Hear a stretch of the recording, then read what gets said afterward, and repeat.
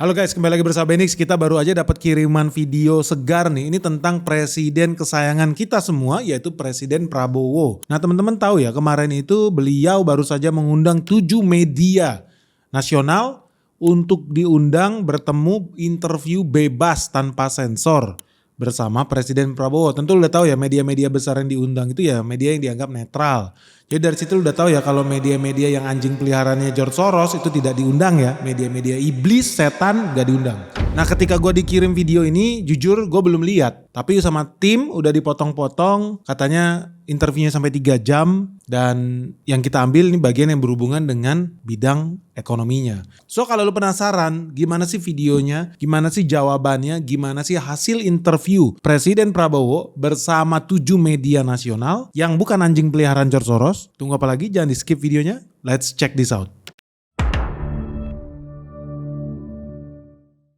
Jadi kita ini harus jangan terlalu takut bahwa dunia ini tidak baik-baik saja. Kita penuh dengan kesulitan. Kita penuh dengan, terus terang aja kita koreksi diri ya sebagai bangsa. Selama 30 tahun ini kita banyak melakukan blunder. Kita akui saja. Jangan salah siapa presiden. Masa satu presiden bertanggung jawab atas semua? Ini banyak blunder. Dan ini juga salah. Saya juga, hey para teknokrat, hey para profesor, hey para guru besar, kenapa kau tidak koreksi? Kenapa kau tidak ingatkan pada saat dilakukan penyimpangan, pada saat dilakukan blunder, ya kan? Yang macam-macam lah kita bisa uraikan. Ya, jadi itu satu. Oke, ini satu hal yang harus kita apresiasi ya. Kalau dari yang udah-udah kan banyak pejabat pemerintah itu denial. Bilang gak ada krisis, gak ada masalah, Indonesia baik-baik saja, just fine. Dari sini kita bilang bahwa Presiden Prabowo satu hal ya, dia mengakui bahwa pemerintahan betul melakukan blunder-blunder. Akhirnya nih ada pengakuan juga, which is di sini menurut gue ini hal yang baik sih, yang harus kita apresiasi. Dibanding pura-pura baik-baik saja padahal isinya gak baik-baik saja.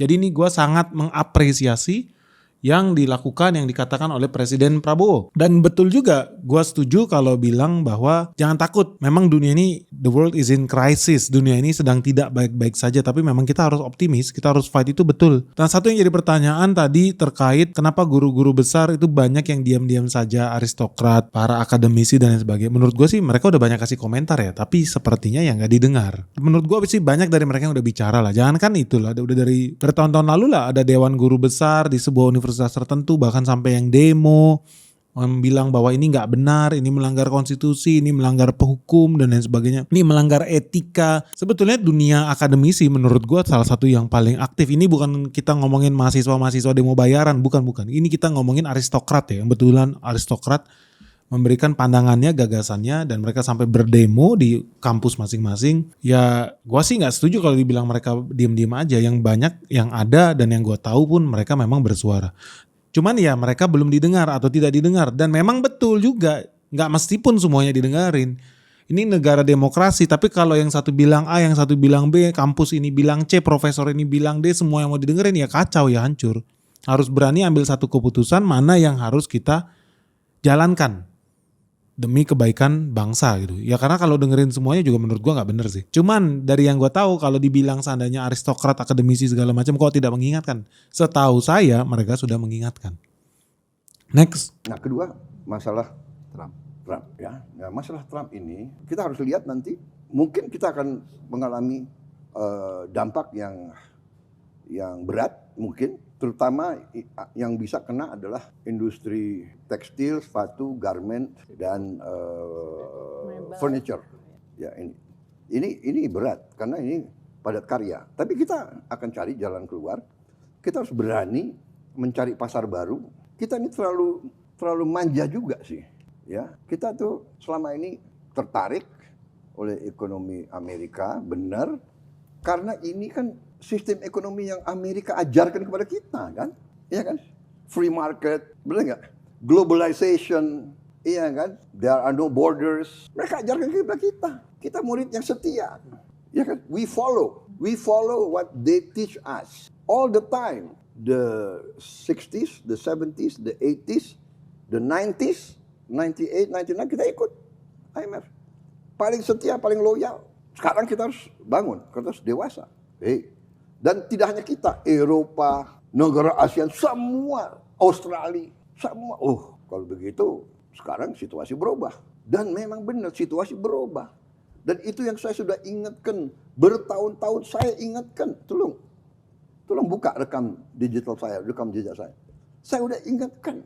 Saudara-saudara sekalian, Indonesia harus berdiri di atas kaki kita sendiri. Tapi orang bilang, oh retorika. Tidak, saya dari dulu memperjuangkan, saya sudah sadar, saya sudah mengerti. Bahwa suatu saat, nobody is going to help us. Tidak ada yang akan bantu kita, kecuali diri kita sendiri. Dan ini realita. Oke, jadi satu yang gue apresiasi lagi nih ya si presiden bilang industri tekstil, garment, furniture itu bakal terdampak akibat si tarifnya Donald Trump itu. Tapi satu sedikit masukan sih. Buat tekstil sama garment ya itu betul dan itu TPT ya. Tekstil dan produk turunan tekstil itu menyerap sangat banyak tenaga kerja, khususnya di Jawa Barat dan Jawa Tengah. Nah kalau kita nggak bisa handle ini dengan baik, teman-teman akan lihat angka pengangguran kita itu akan naik dari 7 juta manusia di tahun lalu. Tahun ini bahkan bisa naik sampai 10 juta manusia. Setiap hari kalau lihat baca koran selalu ada berita pabrik tutup. And that's a very bad thing. Sepatu, garment, tekstil terdampak. Khusus untuk furniture ini sedikit ada pengecualian. Karena Amerika Serikat kemarin lagi ada kebakaran besar tuh di California. Dan orang-orang di West Coast California itu senangnya kalau bangun rumah pakai kayu. Jadi ada kemungkinan industri yang terkait kayu, timber, furniture itu mereka bahkan dapat, menurut gua sangat yakin sih, mereka akan terima leniency. Jadi mereka akan terima kelonggaran di sana. Itu yang gua mau sampaikan ya. Nah satu yang gak pernah di-mention juga industri elektronik kita. Jadi elektronik yang kecil-kecil itu sebetulnya udah banyak di Indonesia yang bikin. Tadi gua habis ketemu sama teman kita, baru datang dari Belanda. Dia bilang gini, Ben, gue bingung di Indonesia orang pada tenang-tenang aja, emangnya kenapa? Di Belanda orang pada panik loh gara-gara Donald Trump bikin pernyataan soal tarif itu loh. Apalagi sekarang tambah susah orang di Belanda, energi harga udah jadi mahal. Dan sekarang mereka juga ada krisis housing. Terus gue tanya kenapa krisis housing, bikin aja rumah lagi. Ternyata sejak perang dengan Rusia, Ukraina, ketakutan terbesar Eropa adalah ketika Rusia itu buka cabang. Tadinya perangnya cuma di Ukraina, dia buka cabang di Polandia, di Hongaria. Eropa sangat takut itu. Nah dari sekarang mereka udah lakukan pembatasan buat energi. Jadi di rumah-rumah kalau pakai listrik itu udah dibatasin. Dan yang paling berdampak itu adalah industri baru. Jadi nggak gampang sekarang buka pabrik baru di Jerman, di Belanda. Bahkan mau bikin apartemen, building, bangunan, gedung, perkantoran, itu izinnya semakin dipersulit. Karena apa? Mereka akan menyerap listrik dalam jumlah besar. Dan listrik itu udah di-ration. Di-ration itu artinya apa? Dijatahin. Prioritas utama masuk ke rumah sakit. Industri-industri yang strategis, bisnis-bisnis yang sangat vital, esensial. Baru kemudian residensi, orang-orang perumahan. Nah gak ada sisa slot energi nih untuk masuk bikin pembangunan baru. Gedung baru, kantor baru, pabrik baru. Akibatnya semua jadi biaya tinggi. Makanya teman-teman jangan kaget akan makin banyak PHK massal juga di negara Eropa Barat. Karena mereka susah dapat energi. Dan ini yang dilakukan Volkswagen kan, mereka PHK puluhan ribu karyawannya dia. Ya karena pabriknya udah gak bisa lagi jalan kalau energinya terlalu mahal. Karena pabrik jalan butuh listrik. Lah gimana listriknya bisa jalan, bisa murah kalau gasnya semua udah harus impor dari Amerika Serikat. Jadi itu membuat kesulitan ya. Nah di sini kita lihat ya bagus sih Pak Presiden Prabowo aware ya, kita punya industri tekstil, garment, sepatu itu bakal terdampak dan itu betul dan itu menciptakan banyak lapangan kerja. So kalau kemarin ada menteri yang bilang tenang aja, baik-baik saja, it's okay, relax, udah enggak. Thank you banget nih, gue sangat apresiasi nih Presiden Prabowo akhirnya ya mengakui kita bukan dalam kondisi yang baik-baik saja, kita bukan dalam kondisi harus bersantai, harus relax, enggak, kita harus bergerak buka pasar baru. Apakah gampang? Gue yakin tidak. Khususnya buat industri tertentu ya. Gue gak kebayang sih Indonesia ekspor baju ke Cina ya. Gue rasa enggak lah. Yang ada kebalikannya. Jadi yang bisa kita lakukan ya cari pasar lain. Masih banyak di Timur Tengah, di Afrika. Walaupun udah banyak made in China juga dan di Eropa Barat. Kemarin teman gue yang di Belanda yang barusan ngobrol juga. Dia juga kaget. Lu tau Ben, gue tuh zaman tahun 80-an, 90-an kalau lihat baju, lihat sepatu. Itu masih banyak loh made in Indonesia. Termasuk Nike, kalau lu lihat Nike, Adidas itu banyak yang made in Indonesia. Tapi makin kesini ada made in Kamboja, made in Vietnam, made in Meksiko.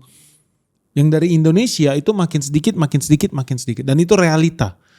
So memang kita harus fight nih. Kompetisinya itu udah dengan negara-negara lain yang pengen lepas dari status negara berkembang. Satu yang gue mau kasih komentar di sini. Khusus tadi ya buat klip itu gue sadar bahwa Pak Presiden Prabowo ternyata kedipan matanya yang di sebelah kanan itu lebih cepat dibanding yang sebelah kiri. Ini sedikit saran dari gue nih, karena banyak penasehat Prabowo, pembisik Presiden Prabowo, Menteri Prabowo itu followernya Benix. So gue mau kasih tahu sama lo, karena mata kanannya lebih kedip, lebih cepat dibanding mata kirinya, tolong beri nasihat kepada Presiden kita, tolong pergi ke neurologis secepatnya. Ya semoga gue salah, tapi ini bisa jadi indikasi awal ada penyakit yang berhubungan dengan stroke atau yang berhubungan dengan otak. Hopefully segera diperiksa lah. Oke, nah satu pandangan gue soal ya Presiden bilang Indonesia itu salah satu murid yang paling setia. Mungkin budak ya, budak yang paling setia atas perintah, dogma, ajaran, ideologis Amerika Serikat. Dari mulai tahun 60-an, 70-an, 80-an, 90-an. Lu tau gak kenapa dia ngomongnya tahun 60-an? Karena di situ mertuanya dia jadi juragan. Jadi dia nggak mau bilang itu eranya Soekarno. Dia nggak mau bilang Soekarno budak Amerika gitu. Jadi 60, 70, 80, 90 specifically dia bilang 98 kita tunduk sama IMF. Semua yang dilakukan oleh Amerika, diperintahkan oleh Amerika, kita lakukan. Kasih ladang emas di Papua ke Amerika, kita lakukan. Kasih ladang minyak yang ada di Sumatera ke Amerika, kita lakukan gitu. Kita betul-betul murid yang sangat-sangat setia. Jadi itu fakta yang disampaikan, kenyataan yang pahit, sejarah yang pahit, dan kita terus-menerus mengikuti aturan ekonomi yang dibuat Amerika. Tapi betul, ujung-ujungnya, dan sekarang kita lihat ya, mereka ngajarin kan buat kita liberalisasi perdagangan, buka pasar, dengerin kata kita, demokrasi, ekspor impor sebanyak-banyaknya. Iya oke semuanya kita pakai. Pakai dolar, oke pakai dolar. Kita nurut sama mereka, very obedient. Tetapi ternyata at some point of time negara-negara itu akan menuju proteksionisme ketika mereka dalam kesulitan. Ini terjadi di Jepang. Jepang sempat menjadi gelap gulita tuh ketika mereka proteksi. Full, mereka jadi negara terbelakang, gak boleh ada orang bule masuk, gak boleh ada teknologi masuk. Mereka betul-betul negara dinosaurus, primitif. Nah, Amerika sekarang berada dalam status kondisi gawat darurat. Negaranya udah defisit terus, utangnya begitu banyak. Dan tidak ada lagi kekuatan manufacturing di Amerika Serikat. Boro-boro. Apple merek Amerika, Ford merek Amerika, GM merek Amerika, semua bikin pabrik di luar Amerika Serikat. Jadi mereka kehilangan kekuatan manufacturing mereka yang sangat fatal. Kalau seandainya pecah perang dunia 3, mereka tidak punya kemampuan bikin pesawat jet, pesawat tempur, kapal perang, tank dalam jumlah besar karena kehilangan skill manufacturing itu. Sebentar guys. Sebelum kita lanjut videonya, good news guys, Sekolah Saham Benix season 7 kembali dibuka nih. Jadi buat teman-teman yang belum sempet join yang season 6, kita sekarang udah masuk ke season ke-7 dan ini seru banget karena tahun ini kita membahas tentang energi terbarukan.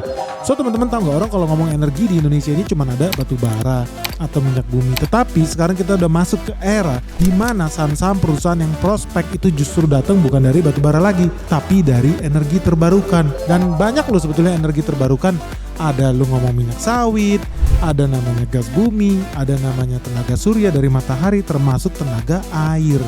Dan masih begitu banyak lagi yang belum kita bahas. Nah makanya di season 7 ini kita akan membahas saham-saham yang sangat prospek, investasi yang menurut gua sangat menarik buat kita pelajari bersama. Hanya di Sekolah Saham Benix season 7 tentang emiten-emiten dan prospek yang luar biasa dari sektor energi terbarukan. Makanya jangan sampai ketinggalan guys. Segera buruan daftar karena kita ada promo nih, diskon 25% hanya untuk 50 orang pertama yang daftar sebelum 25 April 2025. So tunggu apa lagi guys? Buruan yuk, segera hubungi nomor handphone yang ada di bawah ini atau www.sekolahsahambenix.com.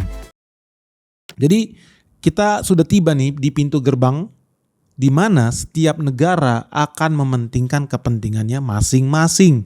Nah ini mengulangi apa yang dikatakan oleh PM Lawrence Wong, Perdana Menteri Singapura.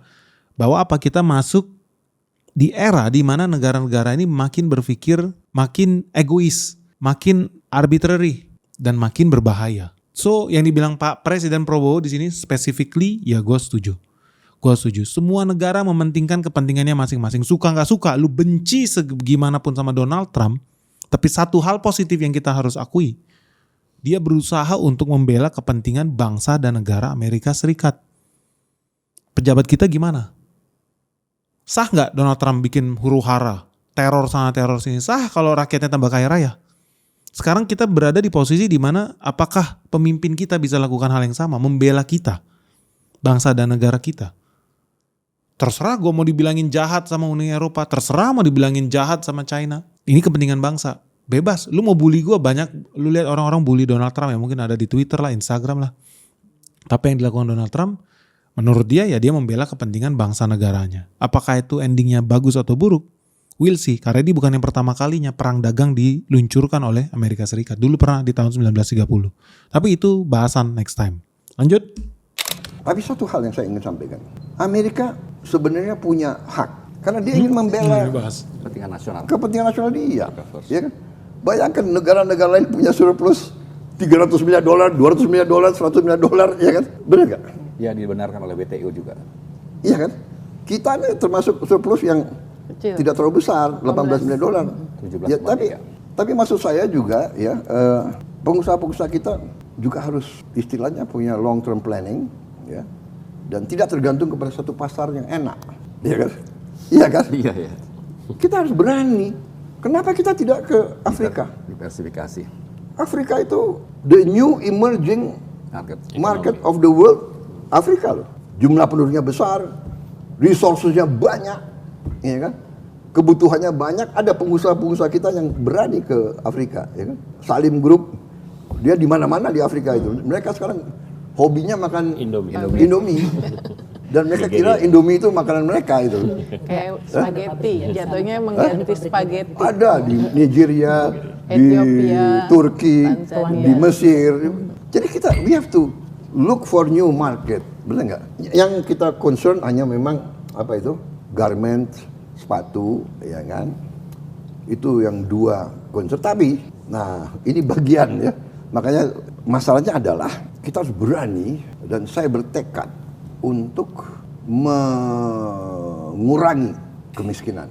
Bahwa ya Presiden Prabowo tadi ya ternyata gue mendahului itu ternyata dibahas juga, dia bilang bahwa Amerika itu punya hak, dia memang berhak untuk lakukan itu karena banyak negara yang mengalami surplus perdagangan sampai even hundred of billion dollars dengan Amerika Serikat. Jadi trade imbalance-nya itu real. Kita cuman sekitar, kita nggak bahkan nggak nyampe 20 billion dollar. Jadi ya itulah kondisi hari ini. Apakah Amerika Serikat kejam atau enggak? Itu hak mereka. Itu hak mereka. Nah, kita punya posisi tawar yang seperti apa? Sekarang apa reaksi kita? Apa balasan kita? Apa tindakan kita selanjutnya? Itu yang paling penting menurut gua. Nah, di sini Presiden Prabowo itu bilang pengusaha Indonesia harusnya bisa lebih berani nih untuk masuk buka pasar baru di luar Indonesia. Dia ambil kasih contoh Indomie ya, dari produknya Salim Group aja udah masuk ke Afrika. Bahkan rakyat-rakyat Nigeria menganggap Indomie adalah makanan nasional mereka saking hebatnya Salim Group. Jadi dia ngasih contoh yang bagus sih menurut gua. Cuman kan harus dilihat juga kenapa ada begitu banyak pengusaha di Indonesia tapi hanya segelintir yang bisa sukses ke luar negeri. Simpel aja. Karena mungkin mereka dapat keberpihakan dari pemerintah di zaman dahulu. Coba lu bisa kebayang gak UMKM dari Bandung, pengusaha keripik singkong dari Majalengka, pengusaha keripik pisang dari Malang, apel Malang, ekspor ke India, ke Afrika, tanpa adanya keberpihakan nih. Karena Salim Group usianya itu hampir sama tuanya dengan usia Republik ini. Lah gimana dengan pengusaha-pengusaha yang usia 10 tahun, 20 tahun? Gue sih tahu ya banyak pengusaha Indonesia khususnya konstruksi, pengusaha kapal, teman-teman kita banyak yang memang bahkan sampai udah bangun di Timur Tengah, bikin gedung, bikin mall, itu pengusaha Indonesia. Memang banyak, skill kita ada sampai ke sana, itu banyak sekali. Cuman menurut gua kalau dalam level yang dibilang makin banyak pengusaha Indonesia harus ambil pasar di luar Indonesia, itu beratnya begini, di Indonesia ini mayoritas ekonomi kita ditopang oleh sektor UMKM. Sekali lagi ya, di Indonesia itu menurut gua itu tidak kompetitif. Kenapa? Karena negara kita, lu gak bisa ya bikin negara maju, tidak ada negara yang jadi maju karena UMKM-nya maju. Gak ada. Ini to be honest saja nih. Bagus gak sih kita punya UMKM? Bagus, dibilang penyelamat di COVID lah, penyelamat di 98 lah, iya. Tapi gak ada negara yang bisa maju karena mengandalkan sektor UMKM. Why? Lu ingat mayoritas UMKM itu masih sektor informal. Mayoritas sektor UMKM itu bahkan bayar gaji karyawannya ada yang 700.000 sebulan, 2 juta sebulan. Boro-boro mereka punya NPWP, mau bayar pajak aja ya enggak, terdaftar juga enggak.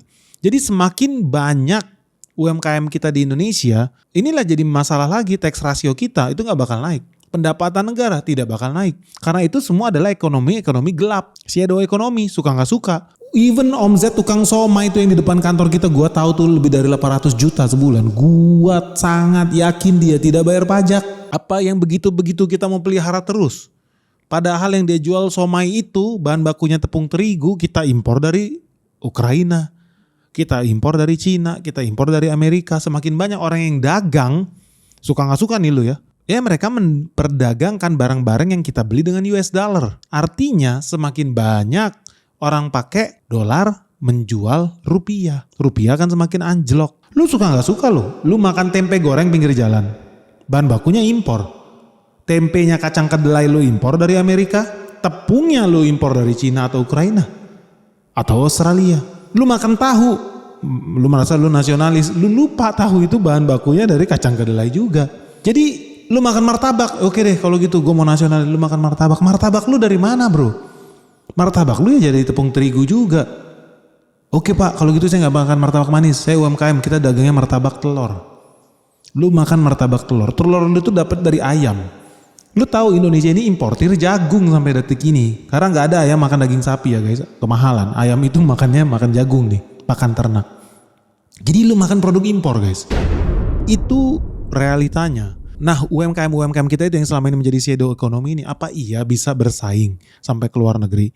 Bukannya gue mengecilkan ya, gue rasa kita hanya bisa bersaing ketika kita bisa melahirkan chaebol baru pakai strateginya Korea. UMKM ini harus saling berkompetisi dan jumlahnya itu seharusnya jangan sampai semakin banyak, justru malah harus semakin sedikit berkurang supaya yang survive itu jadi the next chaebol.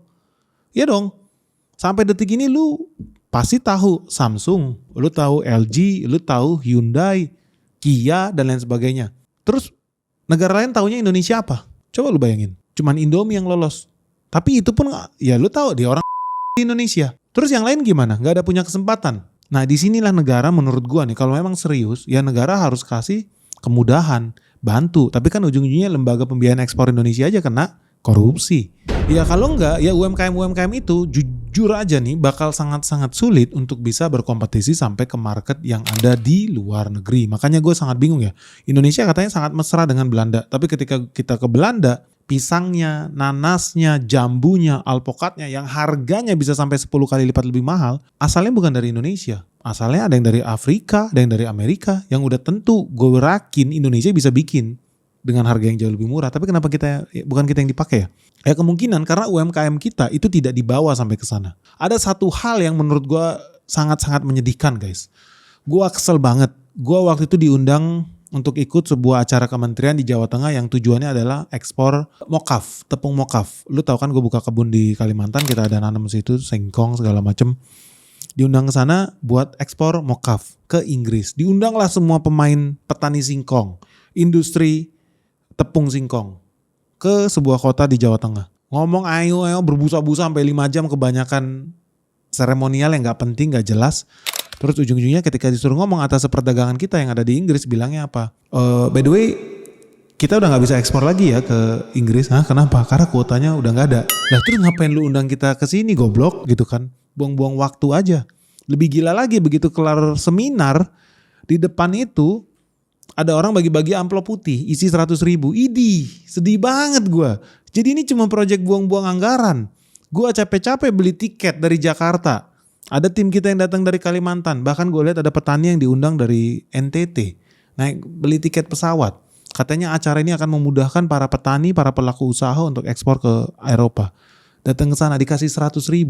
Bukan itu yang kita cari loh. Jujur aja loh, yang kita cari itu adalah kita mau ekspansi bisnis ke Eropa. Harapannya lu bisa bantu buka market. Faktanya enggak. Cuman hahaha di hotel bintang 5 gak jelas, gak ada untungnya buat kita. Ada yang ada buang-buang waktu. Very stupid. Tolong Pak Prabowo, itu banyak banget di Republik ini. Kementerian bikin seminar-seminar gak jelas, gak ada goalnya. Sampah banget, buang-buang waktu. Asli buang-buang. Gue kesel banget asli. Gue kesel banget. Ini true story. Gue pernah bikin storynya kok di Instagram. Sebel banget gue asli. Buat apa lu ngundang kita ke sini? Dari ratusan peserta yang ada, semuanya komplain yang sama.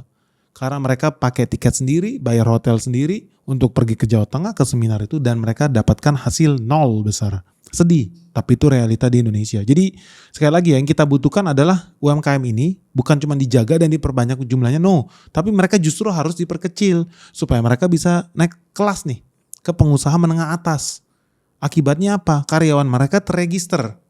Dapat lu PPh 21. Mereka jadi PTKP, dapat lu PPN.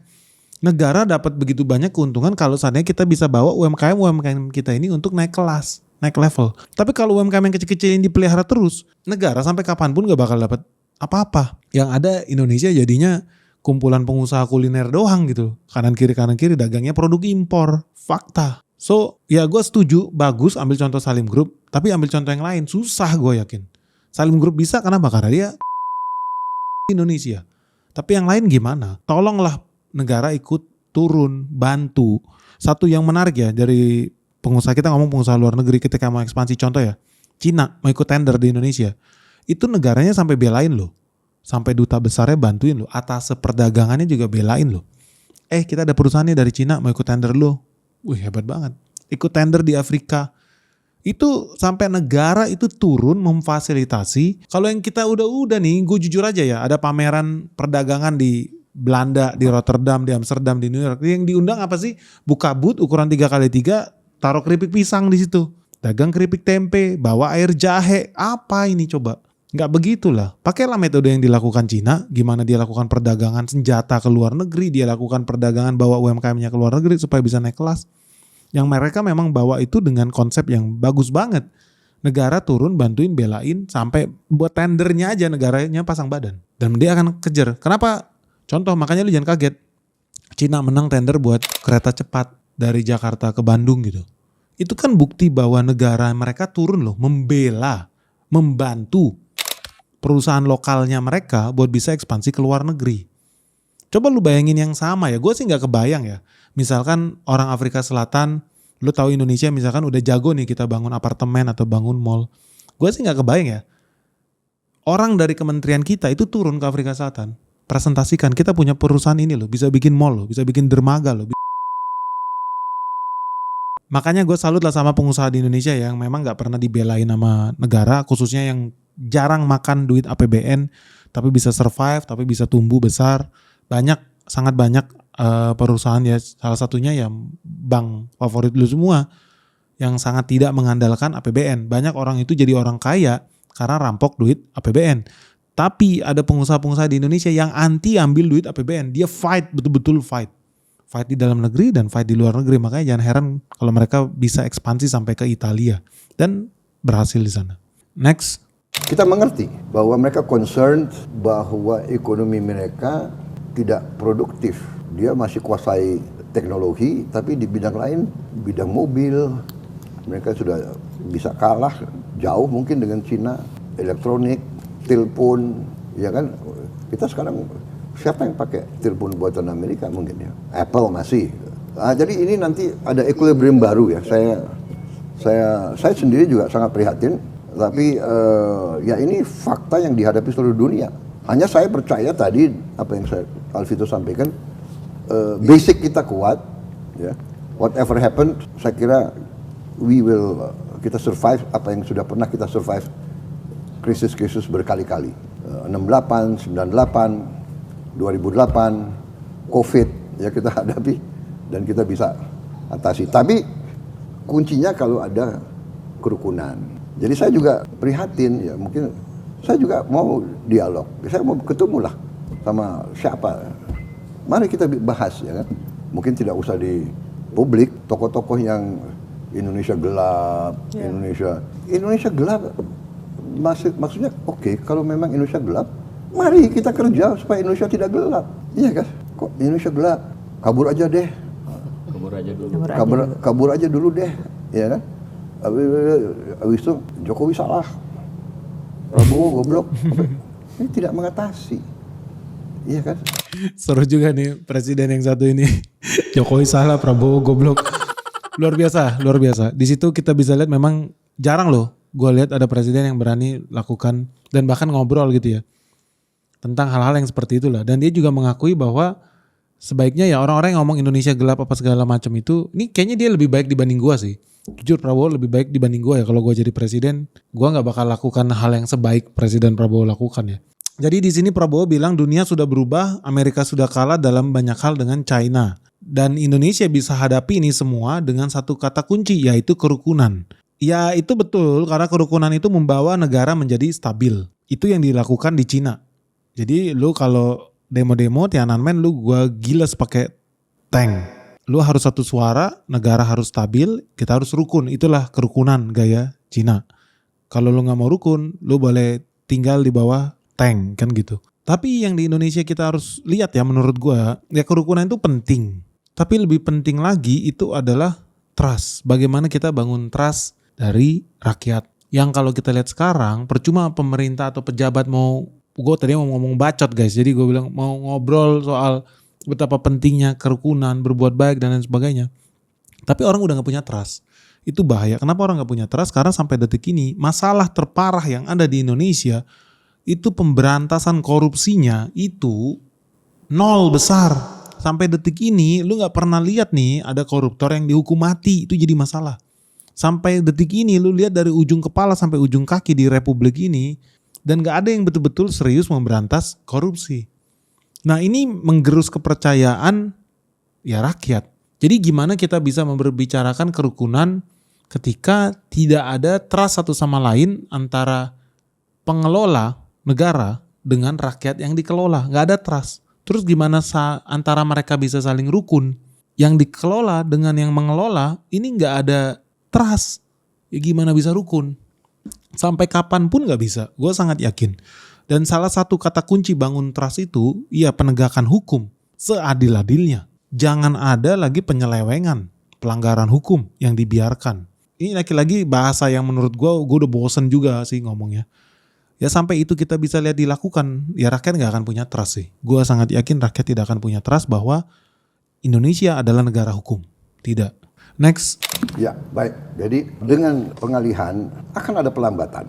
Tapi nanti akan dikejar gitu. Karena yang kita hemat tetap kita kucurkan kepada sasaran yang kita inginkan. Yang kita hemat itu adalah hal-hal yang kita sudah yakin akan hangus oleh korupsi.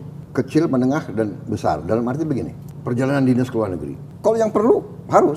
Saya kirim Menteri Menko Erlangga, kamu ke Washington. Kemudian Menteri Keuangan, kamu wakili kita, G20. Kemudian Menteri, itu perlu. Tapi kalau rombongan pergi untuk studi banding ini, studi banding itu, iya kan, come on. Kita bisa hemat berapa puluh triliun loh dari perjalanan dinas saja. Ya kan 20 triliun kalau nggak salah, 22 triliun kita hemat. Iya kan? 22 triliun perjalanan dinas. Bapak tahu untuk perbaikan sekolah ya. Berapa ya? 17.000 sekolah kalau tidak salah. Itu 19 triliun. Jadi dengan 22 triliun yang nggak ke sana, kita bisa perbaiki 19 triliun lagi. 19.000 sekolah lagi. Dan sebagainya. Contoh, saya canangkan bahwa tahun ini kita akan membuka 200 sekolah rakyat berasrama, boarding school dari SD sampai SMA khusus untuk golongan ekonomi yang paling bawah. Kalau tidak salah desil 910. Ini untuk mematahkan mata rantai kemiskinan. Anak orang miskin, bapaknya miskin, ibunya miskin, anaknya tidak boleh miskin. Apalagi cucunya. Anaknya kita sekolahkan, keluar, dan dia nanti akan angkat orang tuanya keluar dari kemiskinan. That is our strategy. We are ambitious. Kita berpikir besar, grand, karena Indonesia besar. Oke, jadi itulah strategi Prabowo untuk mengatasi perlambatan ekonomi yang terdampak dari efisiensi anggaran. Ya sekali lagi ya, gue termasuk orang yang setuju Indonesia itu melakukan efisiensi anggaran. Gue sangat setuju. Donald Trump melakukan itu kan. Dan Milei lakukan itu juga di Argentina. Banyak negara-negara yang pengen maju, itu mereka lakukan efisiensi anggaran. Karena apa? Contohnya untuk Indonesia aja ya, itu udah terlalu banyak anggaran-anggaran kita hangus, terbuang, sia-sia, gak ada gunanya. Sewa hotel lah, bikin seminar inilah, ngasih arisan lah, apalah, gak penting lah. Termasuk tadi dibilang jalan-jalan ke luar negeri. Gue sih sangat setuju efisiensi anggaran. Nah konsekuensi dari efisiensi anggaran yaitu apa? Belanja pemerintah ke swasta khususnya pasti berkurang. dalam jangka waktu singkat udah pasti terjadi perlambatan ekonomi. Nah ini nggak sinkron dengan target 8% itu. Makanya gue sangat yakin ya dalam 2 tahun ke depan termasuk tahun ini. Jangan 8%, 5% aja gue yakin Indonesia nggak bisa. Kenapa? Ya salah satunya karena efisiensi anggaran itu. Tapi apakah itu salah? Tidak. Itu memang hal penderitaan yang harus kita jalanin. Karena setelahnya ya harapannya sih, kalau yang dari udah gue lihat di banyak negara di Afrika, di Argentina, negara-negara yang berhasil lakukan penghematan anggaran, itu mereka berhasil naik ekonominya. Tetapi itu juga disertai dengan pemberantasan korupsi. Jadi pemberantasan korupsi, penghematan anggaran, nepotisme, kolusi itu harus diberantas. Kalau enggak hancur negaranya. Vietnam dulu juga begitu loh. Lu jangan salah, Vietnam itu berdarah perang saudaranya di sana. Tapi mereka bisa bangkit. Kenapa ya? Karena mereka berhasil mengatasi itu. At least lebih better lah dibanding Indonesia. Termasuk di Korea Selatan juga. Mereka hampir loh jadi negara gagal juga. Tapi mereka mengatasi itu. Nah Indonesia berada dalam posisi yang mana? Efisiensi anggaran, bagus. Melambat ekonomi, yes. Tapi temporary. Gue yakin setelahnya pasti bisa melesat tinggi. Itu normal. Asal pengalian anggarannya ya sekali lagi ya harus lebih tepat guna juga. Tapi salah satu kendala yang terbesar dan ini ya. Orang kan solusinya kalau efisiensi anggaran tapi negara masih butuh dana karena defisit, apa yang dilakukan? Penambahan pajak. Oke, kita nggak sanggup tuh kalau pajak dinaikin lagi rakyat makin miskin. Tapi pertanyaannya kenapa penambahan pajak doang yang selalu solusi untuk mengatasi kekurangan anggaran kita? Ada loh pemberantasan korupsi. Kebocoran anggaran itu nilainya katanya di atas 300 triliun guys. Korupsi. Kenapa nggak itu dulu yang diambil? Itu dulu yang ditarik. Baru kemudian ngomong yang lain-lain. Nambahin pajak PPN lah jadi 12% lah. Atau pajak buat pengusaha lah, pajak penghasilan lah. Ya atau efisiensi anggaran. Percuma kita efisiensi anggaran tapi anggarannya itu bocor terus. Ke korupsi terus. Buat apa? Nah ini sekali lagi ya, ini akar dari segala kehancuran di Republik ini. Jangankan kita VOC aja bubar guys, gara-gara korupsi. Jadi ya betul-betul ya, tadi soal kerukunan lah, soal efisiensi anggaran lah, ya gue setuju. Tapi satu masalah yang paling penting, trust itu gak ada, trust itu hilang. Orang udah berada di titik terendah nih, kepercayaan antara rakyat dengan orang yang dipercaya untuk memimpin rakyat-rakyatnya ini, termasuk pejabat-pejabat yang di daerah. Nah ini nggak ada pilihan lain nih selain tadi pemberantasan korupsi. Jadi kembali ke sini ya, efisiensi anggaran itu gue setuju. Tapi ini harus disertai dan didampingi oleh pemberantasan korupsi, kebocoran anggaran itu. Next. Saudara-saudara, demokrasi ini membuat semua politisi yang dipilih, bupati, wali kota, gubernur, harus membalas tim sukses. Harus membalas mereka yang mendukung. Artinya apa? Semua ingin jadi ASN, semua ingin jadi pejabat. Akhirnya bloated demokrasi. Tapi ini menjadi undang-undang, saya harus laksanakan, ya kan?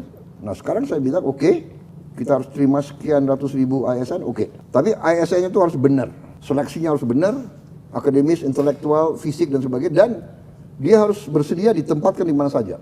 Oke, di sini dibahas yang gue udah berulang kali gue obrolin bahwa kelemahan Indonesia salah satu adalah sistem demokrasi di kita itu tidak jalan dan tidak efektif. Karena yang berjalan di kita adalah bukan sistem demokrasi tapi sistem serangan fajar. Satu. Yang kedua, karena banyak ngutang sana sini. Jadi ujung-ujungnya kalau menang pun utang sama bohir, balikin modal bohir. Balikin modal tim sukses. Bikin mereka happy, kasih jabatan sama mereka. Ini kayaknya dia mau curhat masalah pribadi nih di sini. Bercanda ya Pak, tolong jangan marah ya. Nggak mungkin lah Prabowo itu balas budi, politik balas budi, nggak mungkin.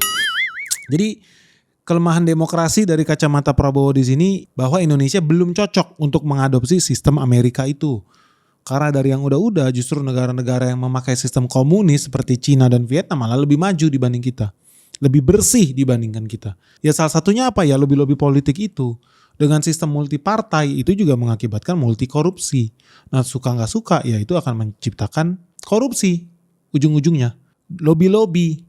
Semua orang harus menyamakan persepsi kalau untuk mengadakan sesuatu atau membuat program atau menjalankan pemerintahan. Ujung-ujungnya mau bupati kayak gubernur kayak ya harus konsolidasi politik. Cuman untuk masalah yang simple, mau bangun jembatan 2 meter aja. Kan ribet ini permasalahan. Akibatnya apa? Sistem jadi nggak efisien, sistem jadi lambat, birokrasi terlalu tebal, ujung-ujungnya korupsi segala macam. Dan gue sangat yakin ya, gue ini salah satu orang yang menurut gue nih jujur ya, gue sangat setuju penghematan anggaran dan gue sangat setuju PNS itu harusnya di PHK massal. Masa ekonomi lagi sulit, semua pabrik PHK massal, PNS malah tambah orang, kan nggak matching. Tapi gue udah tahu itu adalah konsekuensi politis yang Prabowo harus ambil. Kenapa? Karena yang menang-menang di daerah-daerah itu tuh ada bupati, gubernur, wali kota. Mereka udah pada janji nih, kalau gue menang lu jadi PNS ya bro, lu gue hire ya. Gawat, bebannya kemana? Bebannya ke negara. Lu semua pasti sepakat lah, apalagi teman-teman di sini banyak yang punya otak kan. Sepakat Indonesia ini negara PNS bro, membebani nyawa negara ini.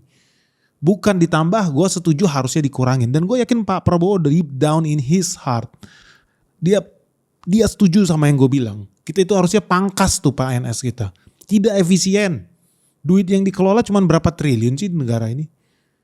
Nggak banyak. Tapi kok bisa sih jumlah PNS-nya begitu banyak? Kan nggak adil. Ujung-ujungnya apa? Anggaran daerah, APBN, APBD. Larinya cuma buat kasih makan bikin gendut PNS-PNS itu. Padahal jumlahnya tidak signifikan. Masih ada ratusan juta penduduk Indonesia yang butuh APBN. Ada petani butuh pupuk. Ada nelayan butuh solar. Tapi kenapa duit negara kita di daerah, di nasional habis cuma buat kasih makan PNS? Itu fakta. Lu ngeri banget. Gue ada lihat salah satu daerah nih di Pulau Sumatera. APBD-nya cuma 1 triliun.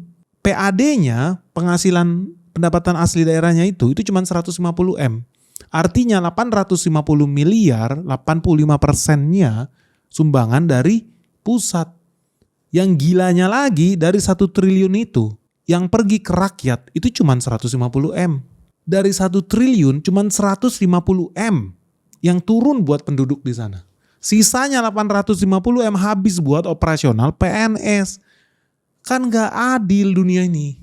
Gimana ini? PNS-nya cuma 3.000 orang lagi. Gila gak? Gila gak? 85% duit lari ke PNS 3.000 orang. 15% lari ke penduduk 300.000 orang, dibagi sebanyak itu. Gimana bisa sejahtera rakyatnya? Coba lu pikir deh. Nah ini hal-hal yang tidak logis ini menurut gue memang kita harus hentikan. Tapi itulah konsekuensi dari politik Indonesia yang mengakibatkan orang-orang harus berkonsolidasi, berkoordinasi, sehingga kemudian timbul politik balas budi itu. Nah itu guys, itulah pembahasan kita tentang si Prabowo ini ya. Sebetulnya masih banyak lagi karena aslinya 3 jam lebih nih interviewnya dengan Presiden Prabowo. Nah ada satu hal yang menarik nih tentang RUU TNI. Ini gue sebenarnya pengen bahas. Jadi ada salah satu pertanyaan yang bagus dari seorang wartawan yang menanyakan tentang RUU TNI. Dan lu penasaran gak sih posisi gue di mana sih RUU TNI? Apakah gue mendukung atau gue anti dengan perubahan RUU TNI itu? Kalau lu penasaran dan lu pengen melihat review Benix tentang dan pendapat pribadi gua tentang RUU TNI harus kita dukung atau kita anti, lu segera pencet tombol like. Begitu ngehit 24.000 like dalam 24 jam, kita akan bahas edisi spesial super detail tentang bahaya dan keuntungan RUU TNI bagi bangsa Indonesia. Itu guys, komentar kalian. Jangan lupa like and share video ini. By the way, lu setuju gak dengan pandangan-pandangan Prabowo yang tadi udah di-share di sini? Ditunggu ya komentar kalian. Semoga video ini bermanfaat. Salam sehat, salam cuan. Bye-bye.